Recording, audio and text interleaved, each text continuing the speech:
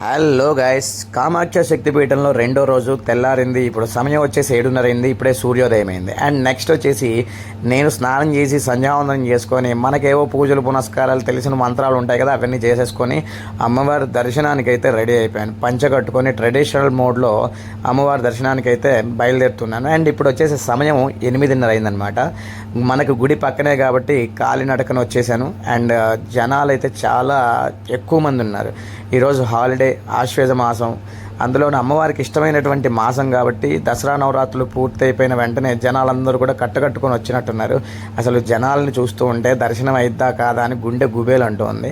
And లోపలికి వెళ్ళి దర్శనం చేసుకొని అమ్మవారిని ఏదైనా కోరుకుందాం అనుకున్నాం. నాకైతే అక్కడ దర్శనం దగ్గర ఎంతసేపు ఉంచుతారో ఉండనివ్వరో అసలు తెలియని కూడా తెలియదు. అందుకని నేను గోపురాన్ని చూసి అమ్మవారికి దండం పెట్టుకున్నా. తల్లి, నీ యొక్క అనుగ్రహంతో నాకు 18 శక్తి పీఠాలు దర్శనం పూర్తయ్యేలా చెయ్యి నా జీవితం మొత్తంలో అని చెప్పి అమ్మకి నమస్కారం చేసుకున్నాను. ఎందుకంటే 18 శక్తిపీఠాల్లో అమ్మవారిది 13వ శక్తిపీఠం. ఇక్కడ ఏదైనా కోరుకుంటే నెరవేరుతుందని చెప్పేసి పురాణాలు కూడా చెబుతూ ఉన్నాయి. అంత శక్తివంతమైన శక్తిపీఠం కామాక్షి అమ్మవారు. సో అమ్మవారి గోపురాన్ని వీడియో తీస్తూ ఉంటే గోపురం చుట్టూ పావురాలు అయితే కూర్చొని ఉన్నాయి. ఇంకొక అద్భుతం నాకేం కనిపించింది అంటే, ఒక గద్ద అమ్మవారి గోపురం చుట్టూ ప్రదక్షిణ చేస్తూ కనిపించింది అనమాట. నాకు నిజంగా చాలా అద్భుతంగా అనిపించింది. నిజంగా వాటికి కూడా అమ్మవారి మీద ఎంత భక్తి శ్రద్ధలు అని చెప్పి అనిపించింది అనమాట.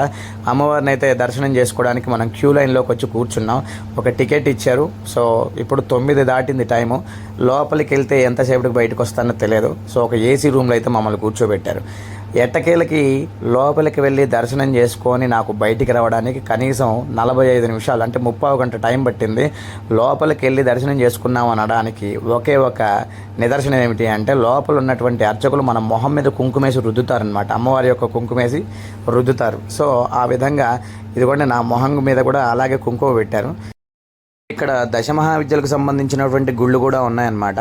సో ఇక్కడ కొన్ని జీవులు అయితే అమ్మవారి సేవకి సంసిద్ధమై ఉన్నాయన్నమాట. నిజంగా వాటి జీవితం అమ్మవారి సేవకి అంకితం. నిజంగా అద్భుతం అండి. ఇక్కడ ఈ శక్తిపీఠం అనేది ఒక అద్భుతం, చెప్పడానికి లేదు. అదొక వరల్డ్ అంతే. అండ్ ఇక్కడ అమ్మవారికి ఇష్టమైనటువంటి పూలు అనమాట. ఇవన్నీ కూడా అమ్మవారికి మాల కట్టి అమ్మవారికి వేస్తూ ఉంటారు. ఆ పక్కనే అమ్మవారి మూలమంత్ర హోమం జరుగుతుంది. ఇక్కడ ఏంటంటే ఒక విశేషం, మూలమంత్రం బయటికి చెప్పకుండా స్వాహ మాత్రమే బయటికి చెప్తారు. సో ఇక్కడ హోమం చూసుకొని మనం నెక్స్ట్ దశమహావిద్యులైనటువంటి గుడికి వెళ్ళాం.